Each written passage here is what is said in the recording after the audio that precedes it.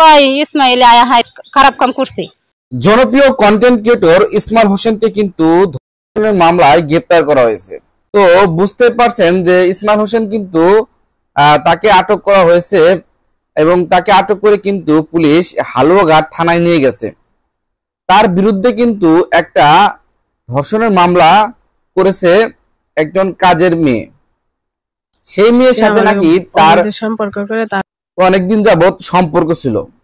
তার সাথে নাকি অনেকদিন যাবত ধরেই অনৈতিকভাবে সম্পর্ক করে আসছে ইসমাইল। তো একটা জিনিস আমার মাথায় আসলো, সেটা হচ্ছে যে ইসমাইল হোসেন অপরাধ করেছে, সেটা আমি মানলাম।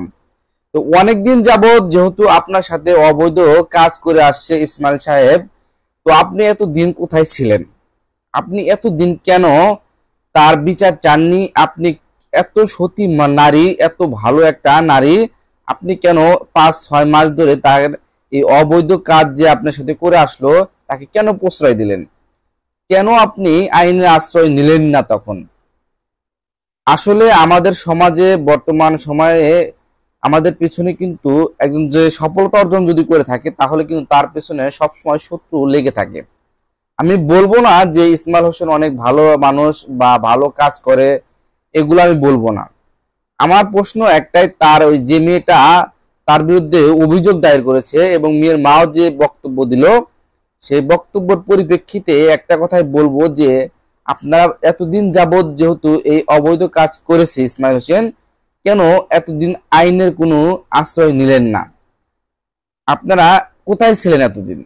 আপনারা হ্যাঁ বললেন সালিস বিচার করে আপনার মীমাংসা পান নাই। ভাবলাম মীমাংসা পান নাই, তো যাইতেন, তখনই যাইতেন যে আপনি আইনে আশ্রয় নিতেন, তাহলে তো বোঝা যেত যে আসলে কি ঘটনাটা ঘটেছে।